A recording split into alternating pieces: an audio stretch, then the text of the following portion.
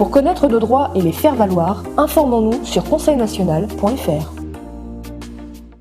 Si les lois ou la justice étaient faites pour le peuple, il y a belle lurette que les politiques s'en seraient emparés. Une jolie phrase, oui, du monde d'avant, parce qu'en 2024, ils se sont emparés de tout. L'apartheid était légal, l'Holocauste, l'esclavage, la colonisation, en toute légalité, évidemment. Réaliser aussi, également, la vaccination obligatoire, oui, en toute légalité. En résumé, la légalité est une affaire de pouvoir, dont le slogan devrait être l'égalité, le mauvais goût du pouvoir. Soyez les bienvenus dans La France Libre, une émission du CNTF-CH avec Philippe, avec Bruno, avec Jean-Pierre, Christiane et vous-même, messieurs, dames. Bonsoir, bienvenue. Bonsoir. Bonsoir à tous, bonsoir à toutes. Bonsoir à toutes et à tous. Moi, je vais prendre la parole pour commencer. D'abord, on constate dans l'actualité que notre surveillant en chef Macron donc a paniqué, il a déclenché donc cette dissolution, soit pour paniquer, soit pour, comme il l'a dit lui-même, pour balancer une grenade dégoupillée entre les pattes de tous les politiciens qui sont tous en train d'essayer de trouver un programme alléchant pour que les citoyens continuent à voter pour eux et se faire avoir une fois de plus. Et je constate d'ailleurs que dans un certain nombre de programmes, on retrouve mot à mot, quelquefois par phrase entière, certaines suggestions que nous avons faites, nous, dans le programme, dans le vrai programme complet et construit pour redresser le pays, du Conseil national de transition français, Canal historique. On entend parler d'un audit national, tiens, on entend parler aussi de mesures pour favoriser la paix en Ukraine et simplifier les choses avec la Russie, tiens, etc., dans différentes allocutions et présentations qu'on entend. Alors, moi, ça me fait sourire parce que je m'aperçois que, bien qu'on ne nous passe pas sur les grands médias, malgré tout, on s'aperçoit que les politiciens et l'oligarchie finissent quand même par nous écouter. Voilà ce que je voulais dire pour commencer. Alors oui, nous sommes à l'origine de certains éléments de langage, c'est-à-dire des mots que nous prenons à notre responsabilité. Ah pardon, excuse-moi Christiane. Ah non, mais fini. Je voulais juste dire que c'est pas pour autant qu'ils vont mettre en pratique les choses qu'ils disent, et c'est pas pour autant ils font des amalgames. En fait, ils jouent un jeu comme toujours. Tous les partis politiques jouent un jeu et ils essayent de décrédibiliser les gens qui ont des bonnes idées en les mettant à leur sauce et en les transformant.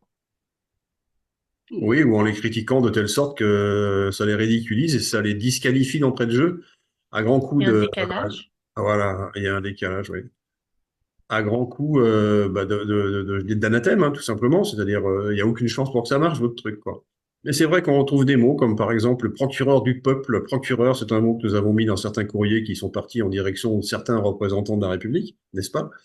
Et qui c'est un mot qu'on a retrouvé en effet boomerang dans la bouche de Monsieur Macron, qui nous a dit qu'il y avait 67 millions de procureurs en France. Alors, on n'a pas envoyé 67 millions de lettres, mais on est charmé d'apprendre qu'il y a 67 millions de procureurs. Voilà.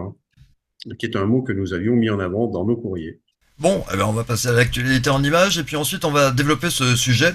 Oublie-t-il l'essentiel pour vraiment redresser la France? Ce qui est très tendance actuellement, on se pose la question. Le soleil artificiel de la Chine a commencé à fonctionner à Chengdu, dans le sud-ouest du pays. Il s'agit d'un dispositif de fusion nucléaire produisant une énergie similaire aux réactions qui ont lieu au cœur du soleil. Et cela s'intègre à la recherche d'une énergie bon marché, verte et rentable en renforçant les atomes à fusionner. Ce procédé libère de la chaleur qui peut être transformée en énergie. L'équipement est capable d'atteindre des températures supérieures à 200 millions de degrés Celsius, 13 fois plus chaudes que le Soleil. Le projet s'inscrit dans les opérations du réacteur expérimental thermonucléaire international, un projet de recherche et d'ingénierie sur la fusion nucléaire, ainsi que dans la conception de la construction de réacteurs à fusion chinois. On va réussir à détraquer la planète à force, j'imagine. Ah, disons que le procédé n'est pas nouveau, hein. Il y a en France et en Europe, et en particulier en France, un système qui s'appelle ITER, qui avait pour mission justement de mettre le soleil en bouteille. C'était la boutade de l'époque. C'était un consortium de 7 pays à l'époque, dont la Russie d'ailleurs, mais auquel les États-Unis n'appartenaient pas. La Chine non plus, d'ailleurs. Mais disons qu'il y avait effectivement la Russie, le Japon et d'autres pays que j'oublie, essentiellement européens. Et c'est un projet dont on n'entend plus parler vraiment. Alors, soit il a fait long feu, si je puis m'exprimer ainsi, s'agissant du Soleil, soit il est gardé secret parce qu'on a découvert des choses extraordinaires. Bref, on ne sait pas. Toujours est-il que là, on a des Chinois qui, eux, n'ont pas peur d'avancer ce qu'ils font et de dire ce qu'ils font et de faire ce qu'ils disent, et de le montrer au reste du peuple en traduisant en français, si vous avez bien entendu. Donc, c'était du français et pas du chinois. Donc c'est quand même remarquable de voir que eux sont en train de passer de la phase expérimentale à la phase industrielle et qu'ils envisagent d'avancer sur des applications de transformation d'énergie qui sont évidemment essentielles dans la course que nous vivons aujourd'hui au pétrole d'une part et à l'uranium d'autre part. Voilà.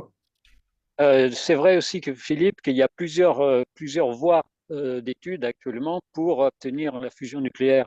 Il y a les voies donc qui sont utilisées par ITER, qui sont vraiment des voies qui sont un peu plus, je dirais, un peu plus lourdes, un peu plus compliquées que ce que font les Chinois, parce qu'il s'agit justement, comme tu le disais, de ITER, et c'est une énorme machine qui prend une place gigantesque, où on va confiner donc un plasma avec des champs magnétiques, c'est hyper compliqué, alors qu'il y a peut-être des voies plus simples par des lasers concentrés qui permettent d'obtenir les températures et la pression nécessaire, et peut-être que c'est cette voie-là qu'utilisent les Chinois, mais on n'a pas entendu dans le reportage quelle voie ils ont utilisé et quels détails. Mais apparemment, leur appareil est beaucoup plus petit que le système ITER qui est en train d'être construit en France et qui représente des dizaines de milliards d'euros. Donc peut-être que quelquefois, les solutions les plus simples sont les meilleures. D'ailleurs, il suffit de penser à ce que Tesla faisait au niveau de l'électricité. Il y avait peut-être des solutions qui ont été mises sous le coude parce qu'elles étaient justement trop simples et pas chères. Coucou le chat. Pas assez cher, oui, comme disait son banquier préféré de Tesla, de Monsieur Tesla. Pas assez cher. En tout cas, où est-ce que je place le compteur, moi, en tant que banquier? Et quand Tesla répondait à son banquier qu'il n'y avait pas besoin de compteur, tout serait gratuit, eh bien, 3 jours après, son usine explosait. On ne sait pas pourquoi. Quand on voit que la façon dont fonctionnent nos politiciens aujourd'hui, on est en question de se demander s'ils veulent vraiment redresser la France et si c'était le cas, oublient-ils l'essentiel? C'est notre sujet du jour. Alors oui, Sylvain, je vais prendre la parole tout de suite par rapport à ça, parce que j'ai pas mal étudié les choses, étant donné que j'ai participé à la commission finance du Conseil national de transition français Canal historique, où nous avons vraiment calculé et prévu un très très grand programme économique qui permette vraiment de redresser le pays en 2 à 3 ans pendant la transition.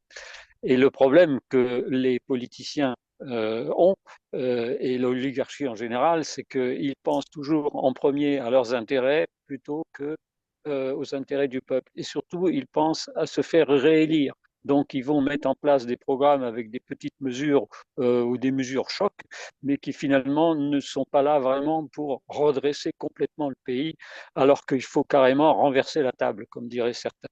Et pour renverser la table, eh bien, la première chose à faire, c'est se libérer des contraintes imposées par la dictature de Bruxelles et donc sortir du système européen dans lequel on n'aurait jamais dû être, étant donné que depuis 2005, on est gouverné par des usurpateurs qui n'ont pas respecté la volonté du peuple, qui a refusé la constitution européenne. Donc déjà, c'est la première chose à faire. Et dans les politiciens actuels, à part quelques personnes comme Asselineau et autres, eh bien, il n'y en a pas beaucoup qui ont encore dans l'idée officiellement de sortir de ce système européen. Mais quand on est dans ce système européen, on est bloqué dans pas mal de mesures qu'on voudrait faire, étant donné qu'on est obligé d'obéir aux normes européennes.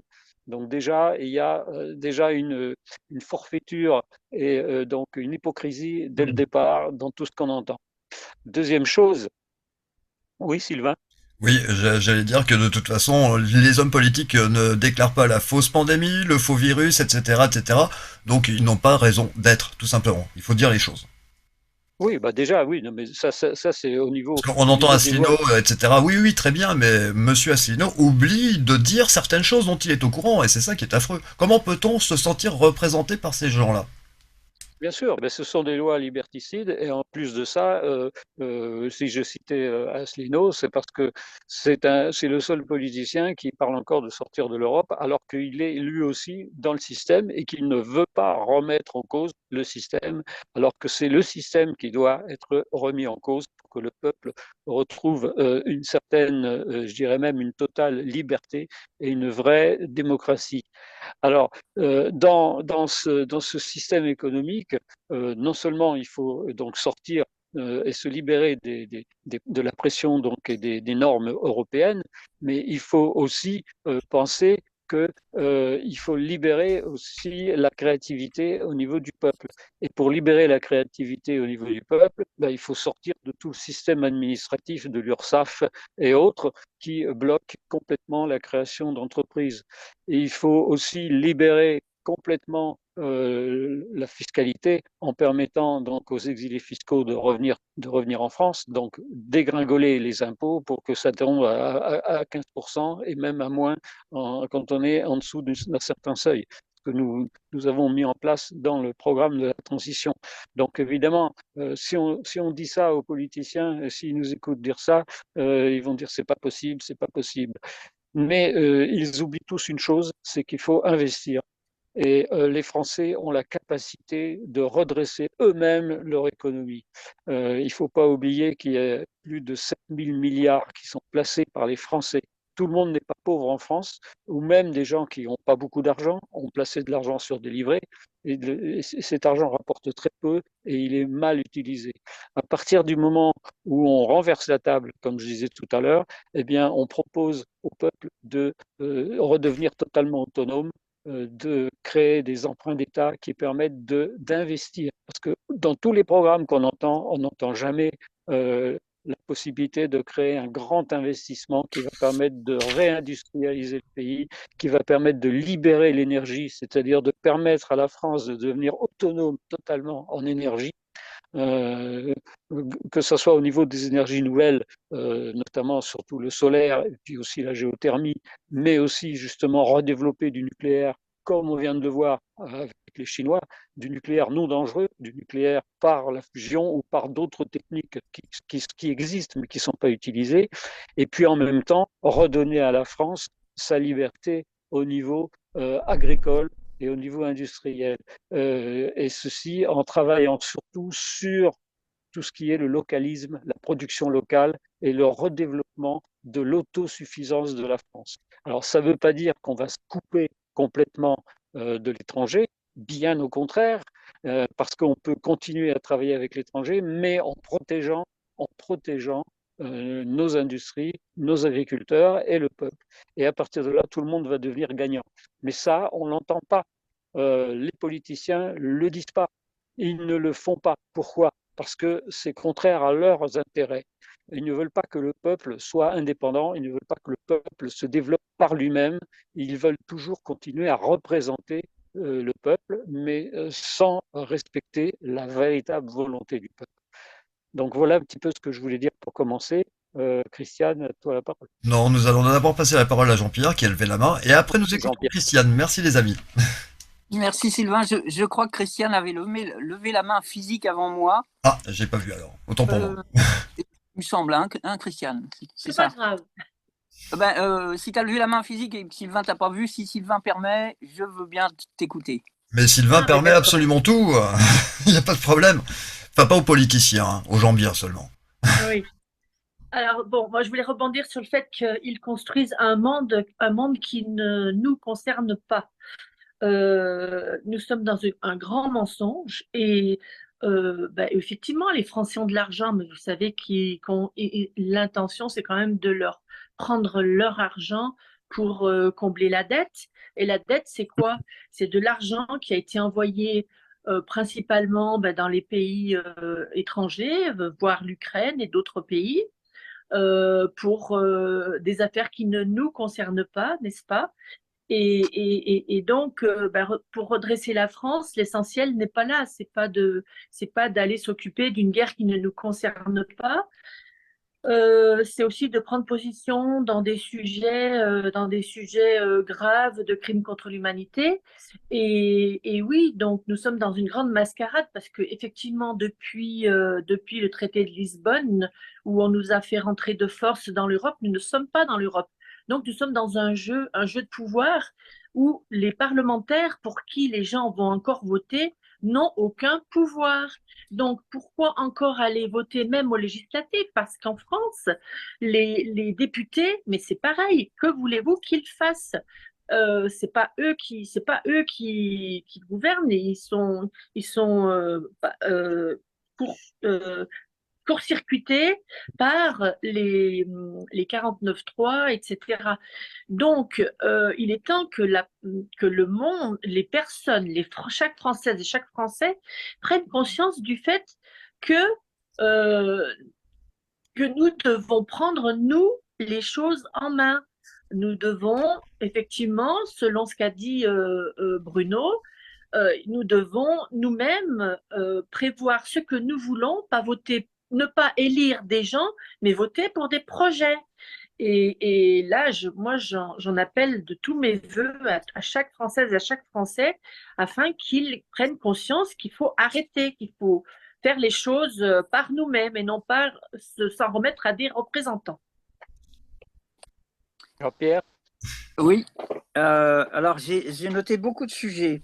Alors, premier sujet, merci à ceux et celles qui nous écoutent parce que c'est une qualité rare de nos jours et peu importe le motif pour lequel nous sommes écoutés, merci à tous ceux qui nous écoutent sincèrement en espérant ramener le pouvoir de se gouverner au peuple et merci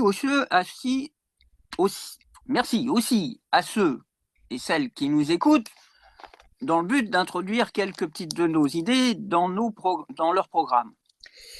Merci d'être écoutés. C'est très précieux. Il y a des gens qui payent des fortunes, des psychologues, des psychiatres pour être écoutés. Donc, nous avons énormément de chance. Alors, premier sujet. Deuxième sujet, et là, j'ai un peu de peine, mais je vais quand même vous le présenter. Comment se fait-il que des gens avertis en administration, mon propre père me disait, fais attention à ce que tu signes, une signature, ça vaut ta vie ou ta mort. Donc, des gens avertis aillent quand même, soi-disant, voter, en fait, élire des gens qui vont prendre toutes les décisions pour eux et faire allégeance à la vie, à la mort, et poser leur signature sans avoir compris ce qui se passait avant, et que j'ai fait moi-même. Eh bien, il faut remonter à la Révolution française. Il faut savoir que chaque personne à la Révolution française était en danger imminent de mort pour lui-même et pour les siens. Des milliers de gens ont placé leurs enfants chez des agriculteurs pour leur sauver la vie. Donc, le danger de mort était imminent et il est resté dans nos mémoires inconscientes. Alors, tout le monde se dépêche d'aller voter, même les gens les plus avertis en administration, en signature, des gens qui signeront jamais un papier où il manque un mot. Et bien là, ils signent un papier, ils signent un carnet où on ne sait pas ce qu'il y a avant. Donc, la raison, c'est la mémoire, à mon avis, la mémoire du danger imminent de mort pour soi et pour les siens. Évidemment, ça fait 235 ans que ça dure, hein, mais les mémoires ne s'effacent pas comme ça. Alors, une troisième chose, le devoir citoyen. Il faut savoir que le mot devoir, il a envoyé des milliers de gens à la mort pendant la guerre de 39-45. Puisqu'on a demandé à des SS si ça les avait gênés d'envoyer des gens à la mort, ils ont dit bah non, je devais le faire, il fallait le faire, donc je l'ai fait, point. Donc le mot devoir citoyen, déjà, il est un peu pervers lui-même.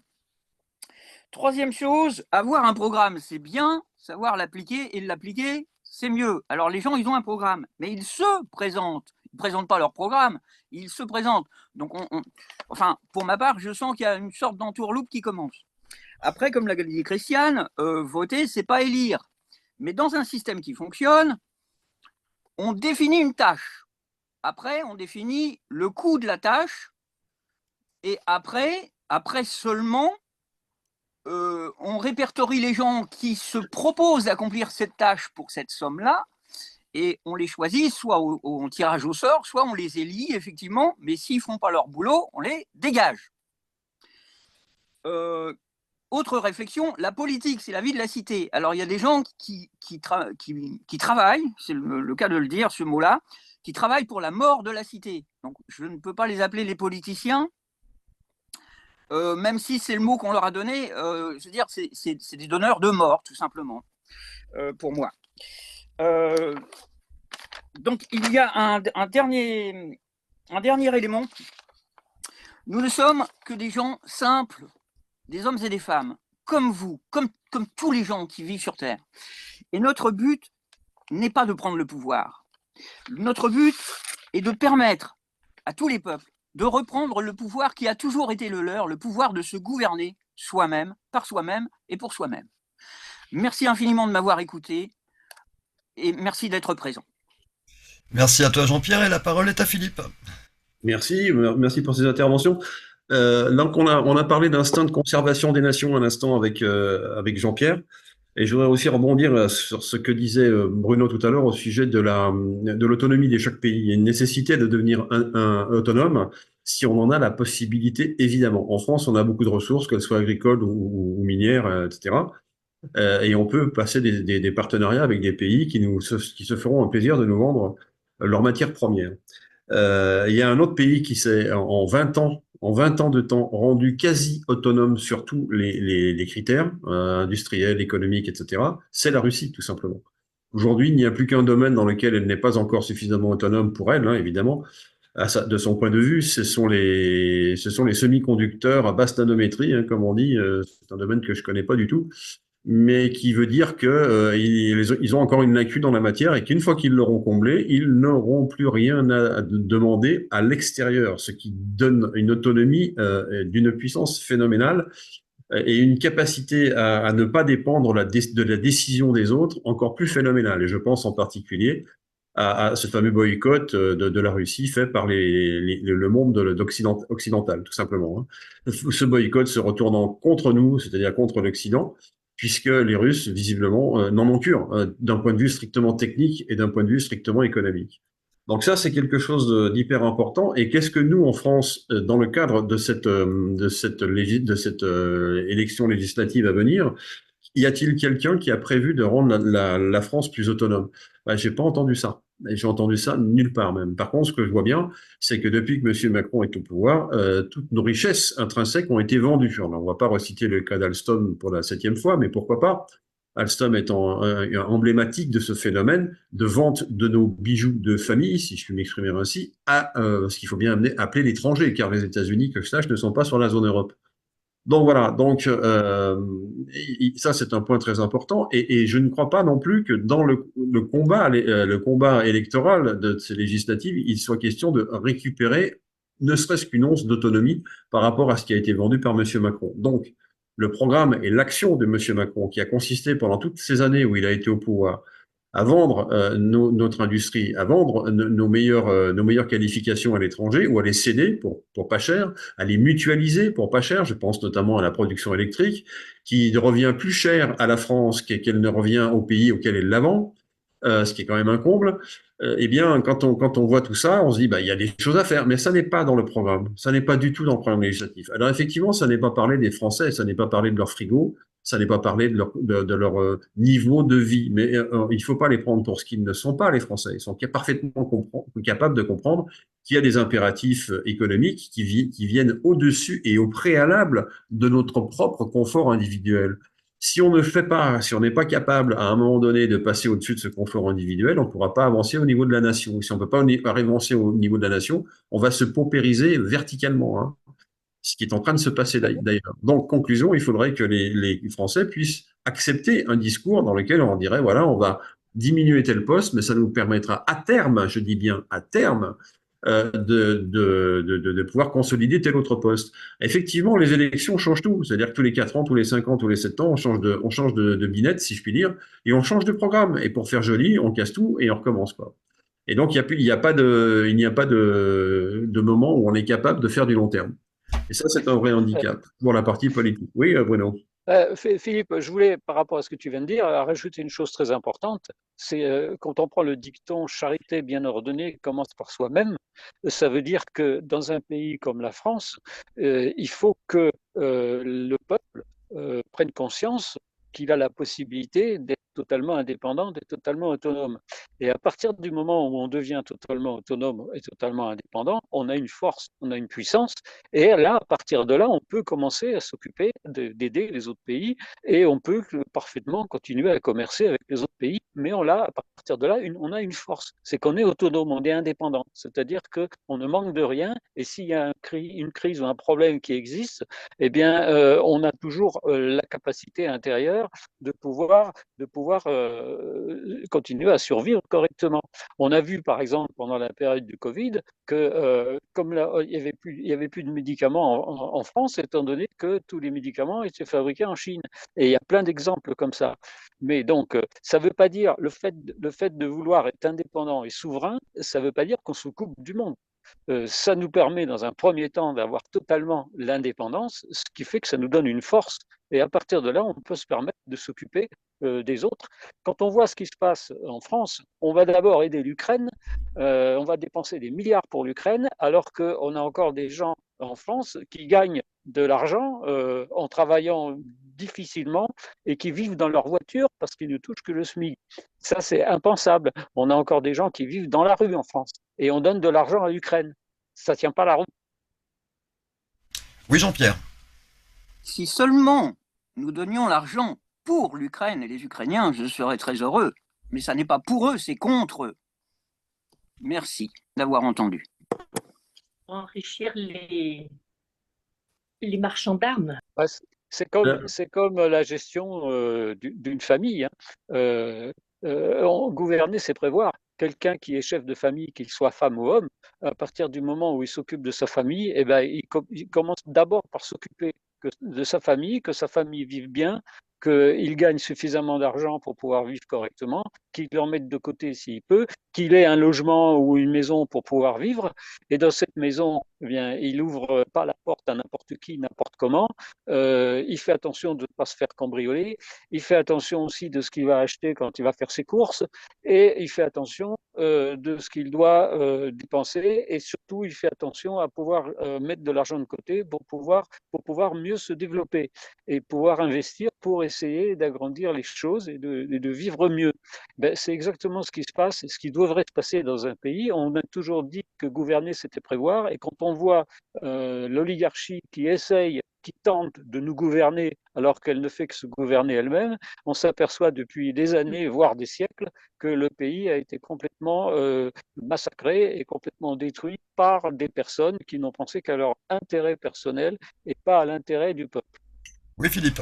Oui, je vais rebondir là-dessus parce que la notion de nation, justement, elle dit quoi? Elle dit tout sur l'imbrication qu'il y a entre les élites de ce pays, de cette nation, et le peuple qui est en dessous et qui ne lui appartient pas nécessairement à cette élite et qui n'est pas forcément son esclave, mais qui se sent quand même lui-même partie prenante de la nation et représenté par un roi. Alors c'était le cas dans l'Ancien Régime.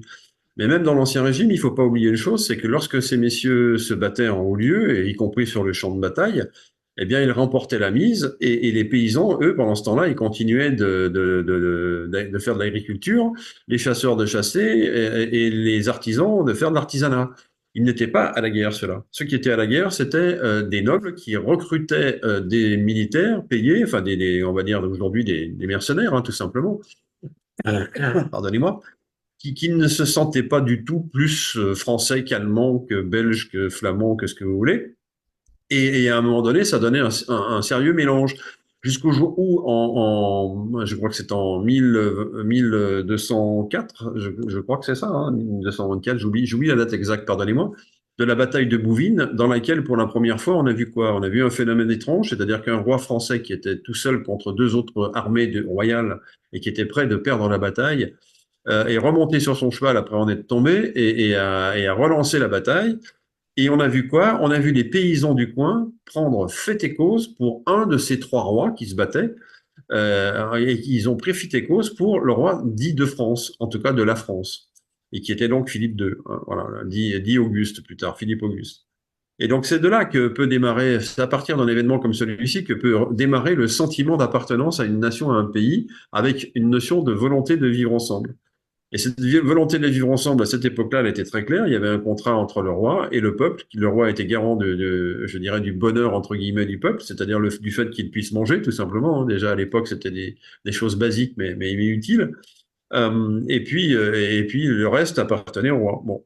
Il y a eu la Révolution française, on s'est dit ah bah les rois, on s'aperçoit aujourd'hui que cette révolution a été faite essentiellement au profit et au bonheur de la bourgeoisie, haute ou moyenne, et qu'aujourd'hui on en paye encore, je dirais, les conséquences, ou on en voit encore les conséquences, où cette bourgeoisie s'est saisie d'un certain nombre de prérogatives, y compris de la création de la monnaie, en tout cas en ce qui concerne la réserve fédérale aux États-Unis d'Amérique.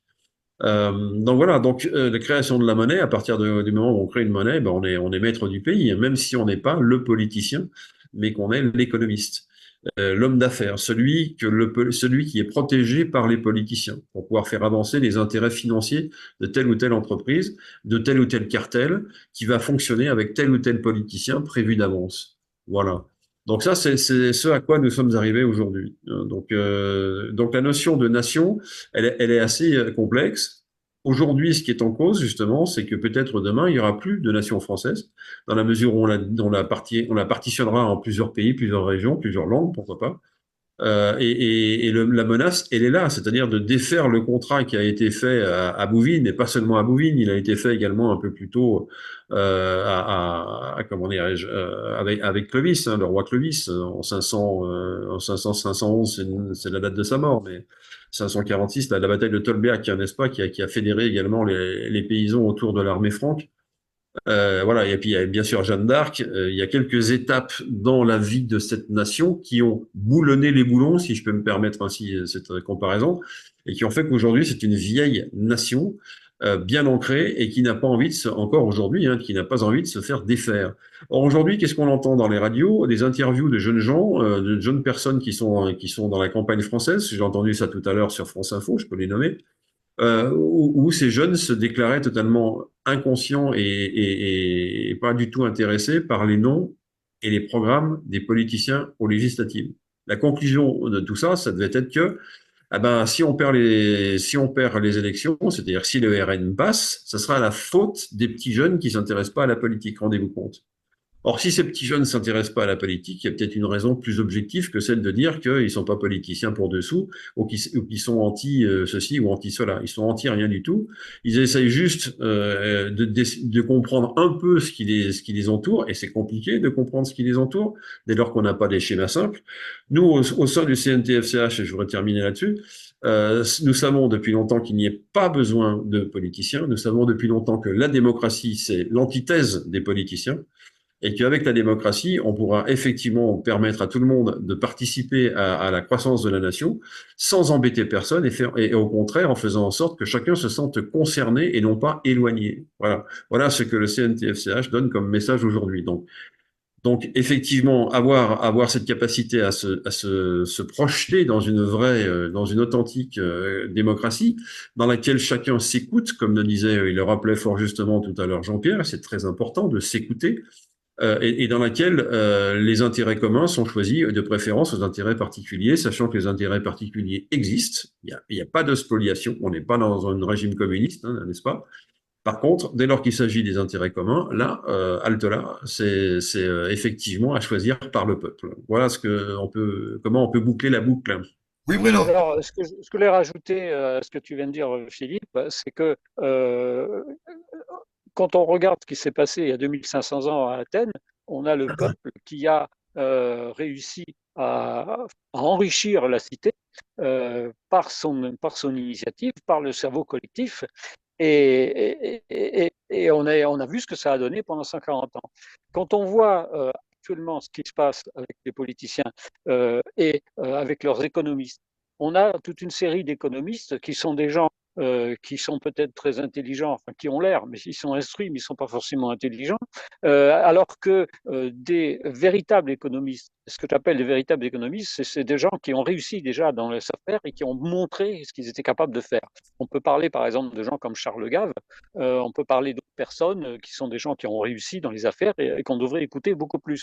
Eh bien, nous, au Conseil national de transition français canal historique, quand on a mis en place la commission finances, on a travaillé avec des gens du peuple. C'est le peuple qui a travaillé à l'intérieur de commissions. On a des personnes qui ont travaillé, qui n'avaient pas des diplômes d'économie ou quoi que ce soit, mais on est arrivé à des résultats au niveau d'un programme. Il suffit d'aller voir sur conseilnational.fr, vous allez voir le résultat, les résumés en fait de notre programme, parce que le programme il est très important, on a mis quelques résumés, mais vous allez voir qu'à partir de là, on arrive à des résultats très importants et avec des mesures très intéressantes, mais qui ont été pensées justement par le peuple et pas par des économistes soi-disant diplômés qui sont complètement hors sol et déconnectés par rapport à la réalité, et que malheureusement tous les politiciens écoutent comme religieusement, comme si c'était vraiment des paroles d'évangile. Donc ça me fait souvent rigoler d'entendre ça. On peut penser par exemple à quelqu'un qu'on n'entend pas souvent malheureusement et qui pourtant est un exemple de réussite, c'est Charles Gave. Mais j'en ai parlé déjà tout à l'heure, mais il y en a d'autres. Il y en a beaucoup d'autres, mais malheureusement ceux-là on les entend jamais. Et pour clore cette émission, je voudrais faire un remerciement, oui, aux personnes qui sont intervenues, leur remercier de leur engagement, évidemment, car c'est une énergie inépuisable. Merci les amis, l'heure est venue pour nous tous de profiter de ce début d'été. Musique et soleil sont synonymes de vitamine D et de bonheur à profusion. Alors pourquoi se gêner? Puis n'oublions pas que quand il y a de la gêne, il n'y a pas de plaisir. Allez, excellente soirée à vous, on se retrouve mercredi pour une nouvelle émission La Francible avec le Conseil national de transition français Canal Historique.